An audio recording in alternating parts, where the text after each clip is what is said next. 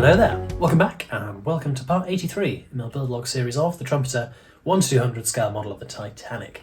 As you can probably see, the lifeboats and the davits and everything in fact to do with the lifeboats are now in place on the model. So at the end of the last episode I'd got the davits ready, I'd got the lifeboats ready, everything was ready to go onto the model, and over the next sort of 20 minutes or so I'll be showing you exactly how I've got everything stuck down. So davits are in, lifeboats are in, I've added a fair amount of sort of rope work and stuff around the davit, stuff like that. I've also added the falls from the davit down onto the lifeboats themselves so they could actually be lowered. There's some safety railings to prevent passengers getting close to these bits of kit.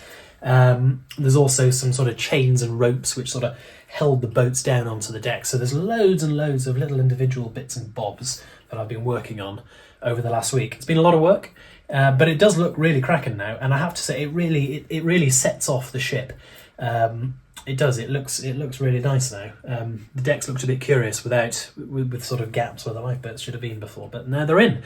And I have to say it was an interesting process because for the first time really in building the whole model, this really took you to a point where you sort of recognise the Titanic as being a major tragedy. You know, up to now I've built the ship and, you know, I've marvelled at the engineering and the beauty of it all, but not really got round to thinking about the tragic end of the thing. And of course with the lifeboats, they are everyone, literally every person that survived the tragedy survived in one of these things, which is quite a humbling thought. So it was an interesting bit of the build, really. It was. So, without any further ado, let's crack on. Now, before I actually went and did any of the lifeboats, it occurred to me that any little tiddly jobs behind the lifeboats really had to be done now or never, because I would never again have as good access to the boat deck. So I did a few little things, the most obvious of which is adding the railings onto the sides of the officers' quarters. So I did this on both sides, and here's some time lapses. Right, here we are. We've got the first of the lifeboat and davit stations in place.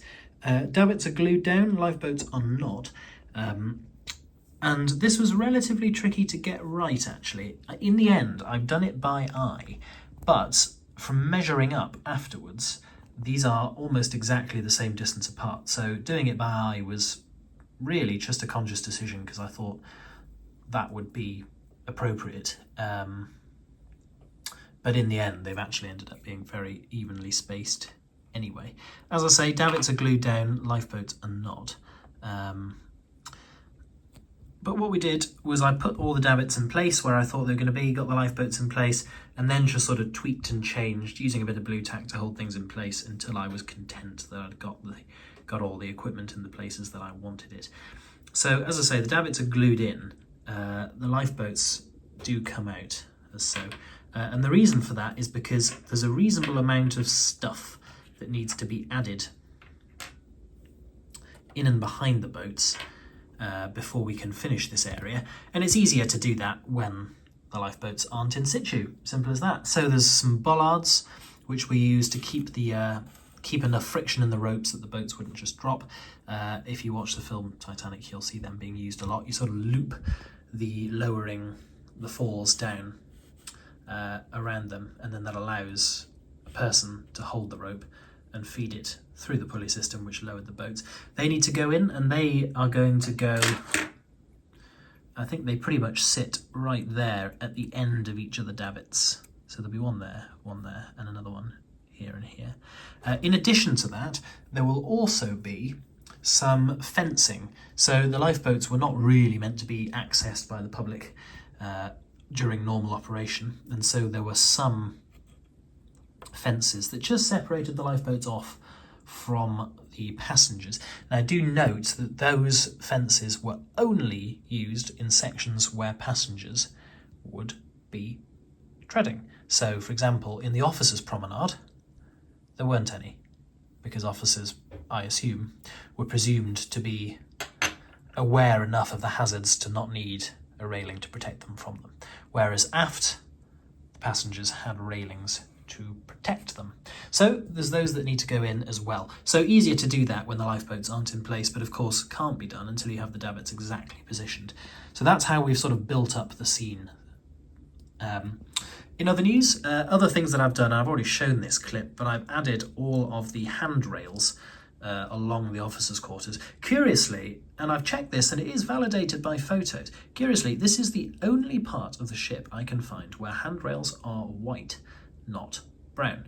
In every other place, the handrails are brown, but here they're white, and I don't know why, but I've checked photos of Titanic and they are definitely white. So if anyone knows, do please let me know. And the eagle-eyed of you will also have spotted that I have painted the door leading into the officers' quarters brown, and that's because I was sent a photo quite recently which showed that of course the outside of the door would have been white, but the inside of the door was brown, and I had neglected to think about that when I did the door originally. So I've just gone over with a brush and painted it brown to correct that little error now. And it's nice actually, it makes it stand out that wee bit more. It's much more obvious what it is now, and you can see it very clearly on the deck. So we'll go ahead and we'll get these bollards and stuff glued down now. Now then, as long-time viewers of the channel are probably aware, I very rarely criticise engineering choices or decisions that were made on the Olympic class ships, and that's because on the whole, in my own experience of engineering, there tends to be very good reasons why things are done, even if those reasons aren't particularly apparent to the casual observer. And there's plenty of examples of that where I work, but there's plenty of examples of that on the Titanic as well. There's plenty of slightly things that appear pretty odd at first sight, but then when you actually delve into them, they make perfect sense. But there is one thing that I've always found utterly perplexing about Titanic and Olympics design, and that is the location of collapsible lifeboats A and B. So this is collapsible lifeboat B on the port side, stored on the roof of the officers' quarters, and on the other side, just out of shot, you've got collapsible lifeboat A. Now, until very recently, I didn't actually think that there was any equipment on board the ship to get these lifeboats down off the officers' quarters, because the working theory was that these boats would be lowered down onto the boat deck and then slotted into the lifeboat davits that had been used already to launch collapsible lifeboat D and also boat number 2. Fairly simple in practice, but of course that only works if you can get collapsible B off the roof onto the deck. And until very recently, I honestly didn't think that there was any equipment on board the ship to do that, because of course there's no equipment in the area surrounding the lifeboat designed to manoeuvre the boat down onto the deck. So it seemed it seemed a bit of an oversight, really. Anyway, there's a very good channel on YouTube called Ocean Liner Designs, which is done by a man called Mike Brady, and it is genuinely it's a very, very good channel, really interesting stuff. And he did a video on Titanic's lifeboats, which I would wholeheartedly recommend that you go and watch, because it's absolutely brilliant, and it is by far and away the best look into Titanic's lifeboats that I've ever seen.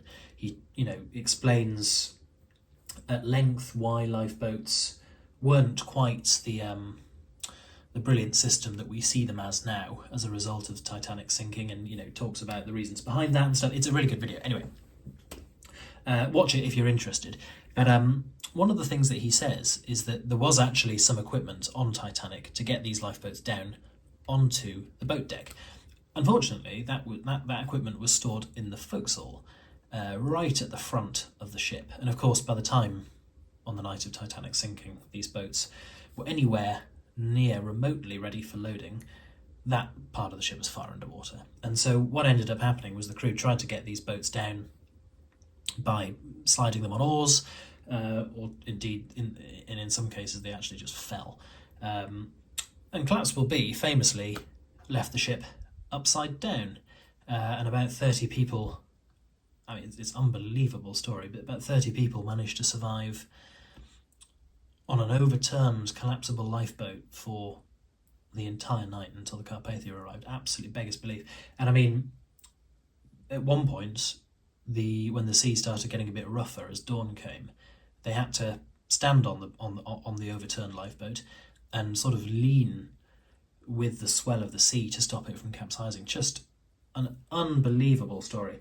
And Collapsible A on the other side wasn't much better. She left the ship the right way up, but she was completely swamped because by the time they managed to get the thing off the roof of the officers' quarters, there was no time to get it into the falls. There was no time to lower the thing. So the boat wasn't lowered as it was designed to be, and therefore it was swamped. And it floated, but, you know, people, again, about 25, 30 people, I think, survived in that boat in water, quite literally up to their knees. So, I mean, this has nothing to do with modelling. It's just me having a bit of a sort of historical discussion, I suppose. But yeah, it just, of all the things, this has always struck me as being such a perplexing place to store boats, particularly when there were only 20 on the entire vessel. You know, it's not like the entire ship was awash with lifeboats. You know, there was 20 on the entire vessel. Why not have, you know, you've got collapsible D here. Why not have collapsible D there, and you've got your 25-foot cutter hanging here? Why not just have another boat inboard here? You know, something like that. It just, of all the places, I don't know. I appreciate the decks are cluttered, but this is officers' space anyway. I don't know. It just seems bizarre. It just seems the most bizarre place to put the things. I mean, you know, at the end of the day, they did save some people's lives, so they weren't surplus to requirements, but it just seems very peculiar. Anyway, we are now progressing. As I say, A and B are the first boats to be glued in place, and we are now progressing, fitting these. Right, just getting the lifeboat positioning sorted before we go any further. As you can see, we're on the aft end of the port side. So port side boats had even numbers. So this will be boat 10, 12, 14 and 16. So what I'm going to do to sort of work out where these go is I'm going to start by positioning my end davits. And of course, in some ways, this is quite simple because you've got a very defined space where you need to fit 4 boats and 5 davit mechanisms. So there's you can make a pretty educated guess how things work to start with. Now, in addition to that, and I'll just zoom in for this, you can see that on the scale decks, there are markings which show sort of roughly where the boats are, but where the boats go. So you can see that each of these boats, and I've just got a bit of blue tack so I can stick it onto the deck. Each of these boats has 2 little chocks underneath it. They go inboard. So they don't align with those lines, but you can put them equidistant between each line and get that sort of measured up correctly. And that works nicely enough. So we'll get the first boat in. Now, unlike the forward boats, the aft boats actually stuck out from the hull a little bit more.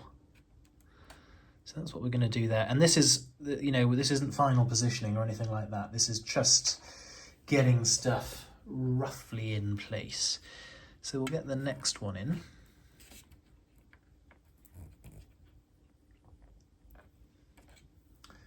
And then let's plop a davit in there and see if we've given it enough space. So I'm positioning my davits right at the edge of the wooden section of decks. I'll just zoom out for you again.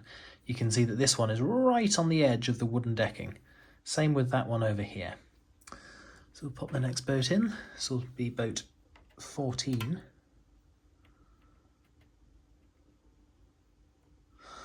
Now, I'm not too worried about how far they're sticking out from the side of the hull at the minute, because that is stuff that I will worry about later. For now, I really just care about getting the davits positioned correctly. There we go, that's the 4th davit in place. And then the final boat, and this is where you know whether you're in the ballpark or not, really.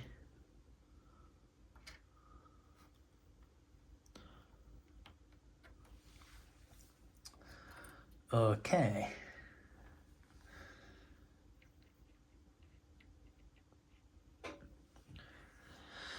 Right, So that looks pretty good.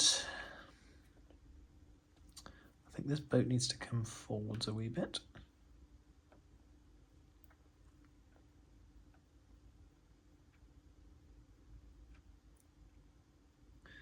So then that davit comes forward a little bit. That boat is pretty good there. I think that davit's pretty good as well.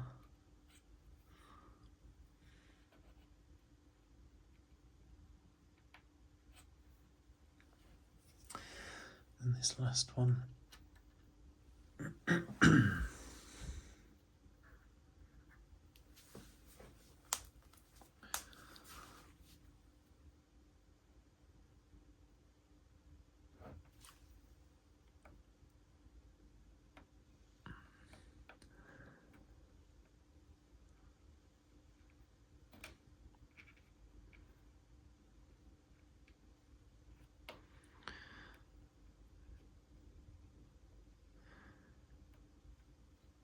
Now most of this, I think, I know some modelers will balk at this, but I think a lot of this actually can be done by eye.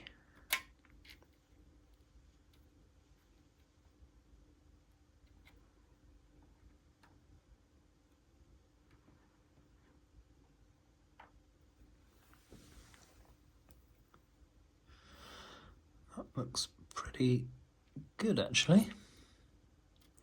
Takes a little bit of sort of tweaking and changing to get it exactly as you want it, but that looks pretty good, and I'm interested to see how evenly spaced these are again. Let's just move you a bit back. 50, almost exactly 50 that. That's almost exactly 50 as well. Almost exactly 50. So these are almost, well in fact they are almost exactly 50 mil apart, each and every one of them. So that kind of indicates that we're on a pretty good track here. So what I'll do is I'll switch the camera off and just absolutely make sure I'm happy with everything. I'll, you know, do the classic sort of look at it from different angles, look at it from below, look at it from above, look at it from this orientation, look at it from that orientation, you know, get as many angles as I can. Once I'm absolutely happy with it, I'll switch the camera back on and glue the davits into position. So there we go. Right, I am now happy with the positioning of these davits. So what I'm going to do is one by one, I'm going to take them out and glue them in. And then of course, once the davits are in place, the lifeboats can sod off again and they can make room for all the other bits and pieces I need to insert into this area. Of course, the critical things here are to make sure that they are absolutely straight, because there isn't much margin for error here. You know, you're going to have ropes and stuff hanging down from these things. You probably aren't going to hide a mistake as easily with these things as you might some other stuff.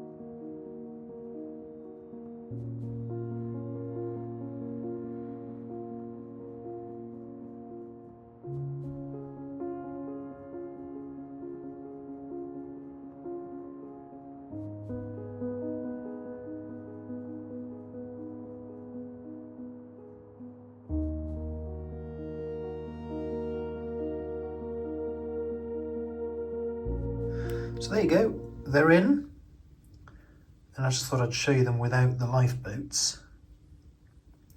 And there is a certain sort of majesty, I think, about looking at them in a straight line and them all being, you know, evenly swung out across the side of the deck. I think there's something quite sort of attractive about that sort of real sort of synchronization in all the davits. And they do make the deck look that bit more populated. So that's really nice.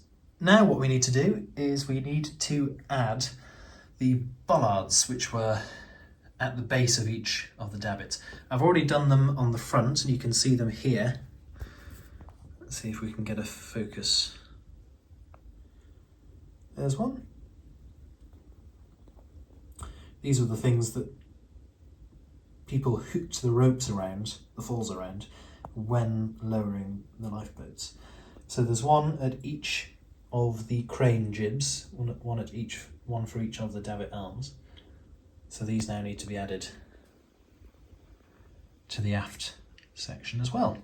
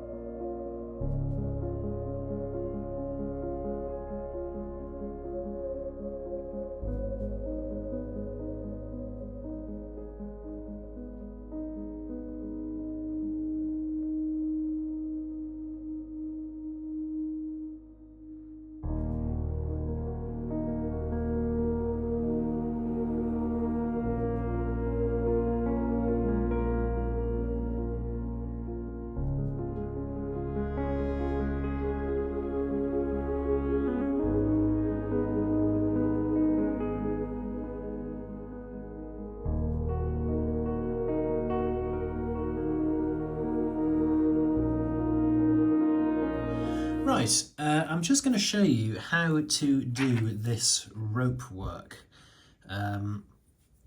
So there were several different ropes that were used on the davits. First of all, there was a line that went across the top, spanning the two davits and holding them together. Now, my assumption is that this probably allowed people to make sure davits were wound out to the same extent. Probably, you know, helped to sort of hold davits in the right location, that kind of thing. Also, probably a good yardstick for things. The second lot of ropes was what we call the falls. So these are ropes which, when the ship was sailing normally, most of the rope would be stored inside the boat itself. And if we remove the boat, I'll show you where the rest of it went. So most of the rope would be stored in the boat. Then it went up and out and was wrapped around this bollard. Then it went up to this wheel here, and this wheel just made sure everything was aligned and such. Then it went up to the top of the davit, and then it went into the array of pulleys, which allows the boat to be lowered. So what I'm doing is I am using one length of twine to simulate all of these ropes in one. And what I'm using for that is this stuff. So this is a black lycra rigging, and of course we all love a bit of lycra, don't we? Right, let's zoom in for you. We've now got the line taut between here and here. So what I'm going to do is I'm just going to daub a little bit of glue onto each end of the davits, just to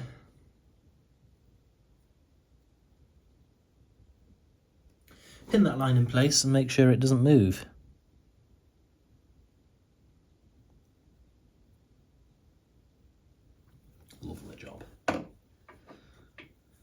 dry.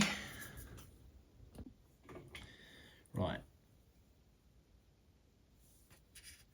Now sometimes this is quite easy, sometimes it's really not.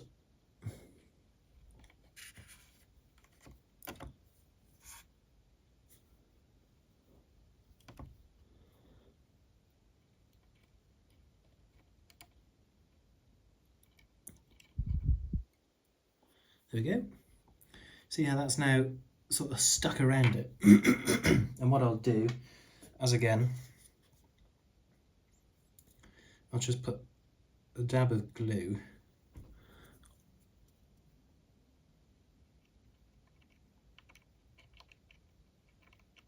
onto the bollard to make sure that it actually holds that rope there nice and tight. And then once it's had a little while to dry, we will cut this off. Right, and then the last thing to do is just to come along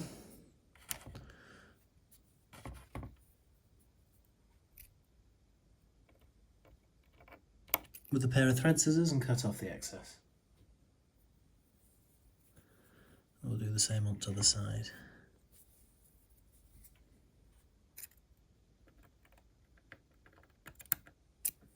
And there we go. Nice and easy. So as you can see now, the only other bit of rope that you actually need for these lifeboats to be lowered effectively is the falls. So, very nice. In addition, I've just fitted these very nice railings. And of course these were there to stop passengers getting access to the davit and to the lifeboat itself.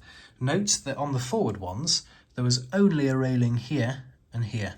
There wasn't ones here and here, and that's because this is officers' space, and presumably officers were considered well aware enough of the risks to not warrant railings. However, on all of the aft ones, because they were all in passenger promenade space, there were railings present there. So let's go and fit those now.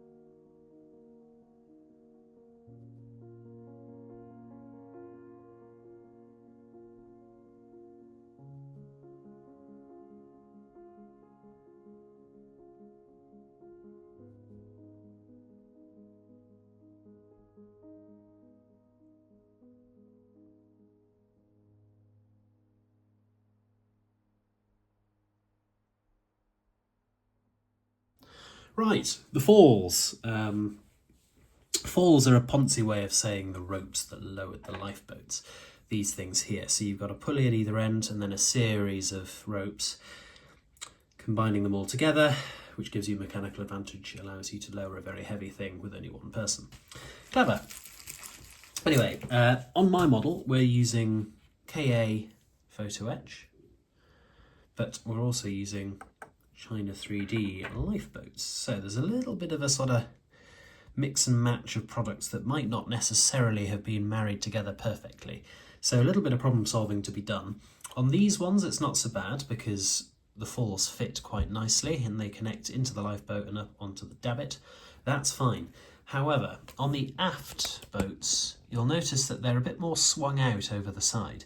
And what that means is the distance between the top of the davit and the lifeboat is much less than it is on these boats. So I suspect we might run into problems on the aft boats where I suspect these might be a little bit too long.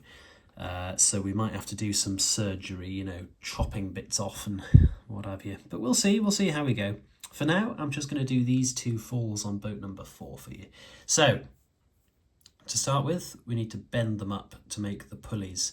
So what I'm doing is I'm just compressing between a pair of pliers and then bending them. And these just concertina together, left over right, right over left, left over right, and so on. So that's the first one done. Once again, apply a good amount of pressure and make the bend.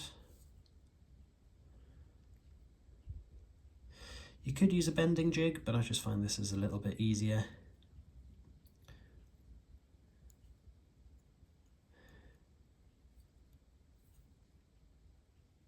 But, you know, whatever floats your boat really, or in this case, I suppose, whatever lowers your boat.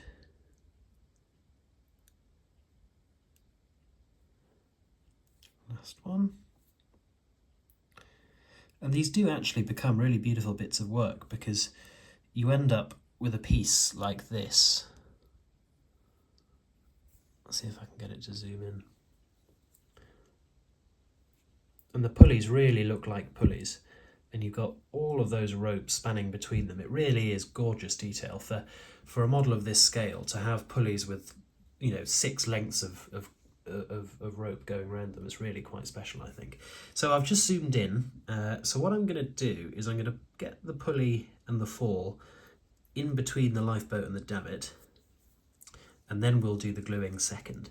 So what I'm going to do is going to get it under the davit and then push back until the pulley sort of gets stuck.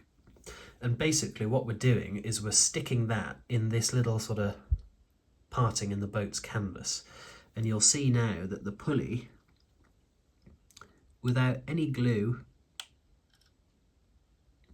stays put because of the tension. And that's lovely.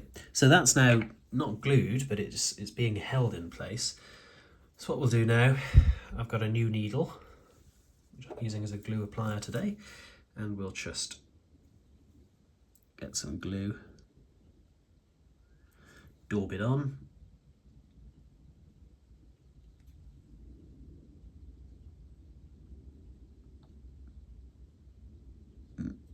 Stacey. Now we'll do the other one, the one facing aft.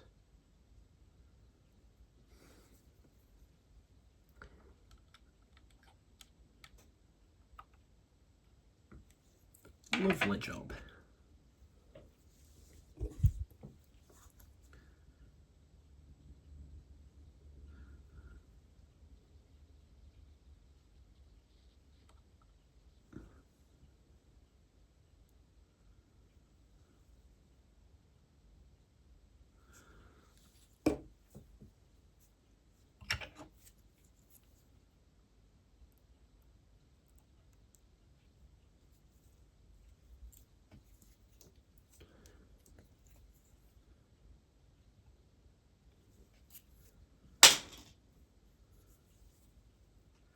There we go.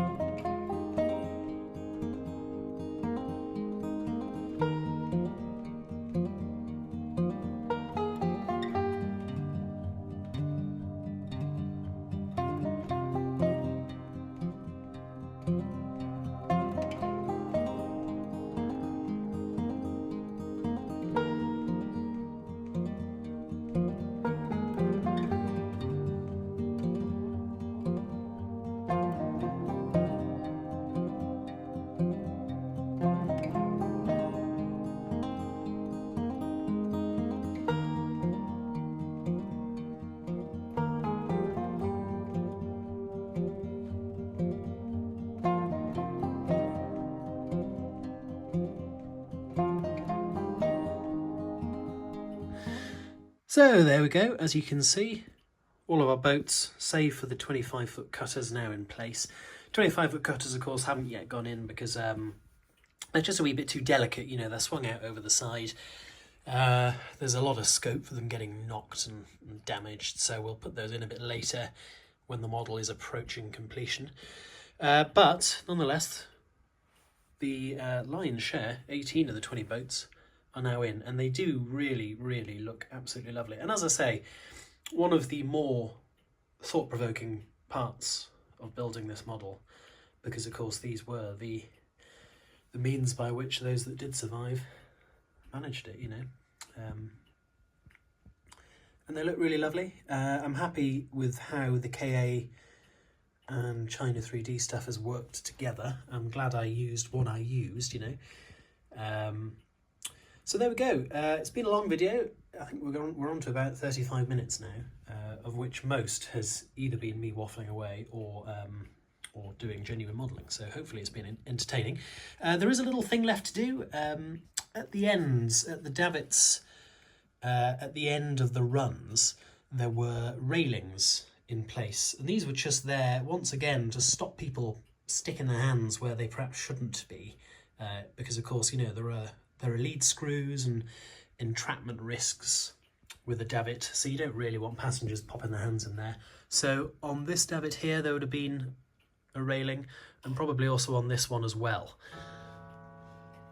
So they'll need to be added in the next episode, but there aren't any parts provided to do that. So what I'm going to have to do is I'm going to have to find some railings that I'm not using elsewhere and just sort of chop them down and make the best that I can for these things. So I want to wait and see what parts I can find for that. So I will end the video there, and I will just close out with some photos of the lifeboats in situ. So I do hope you've enjoyed this. This has taken a long time to make. Of course, it's worth remembering that I've got to do the modelling before I can make the videos. So these things have taken a hell of a long time, really, but they do look really nice. I'm glad they're in place now. So if you have enjoyed this, do please like and subscribe. I will see you in the next one. I'm not entirely sure what we'll be doing in the next one, but I'm sure I'll think of something. Plenty left to still do. So, bye for now.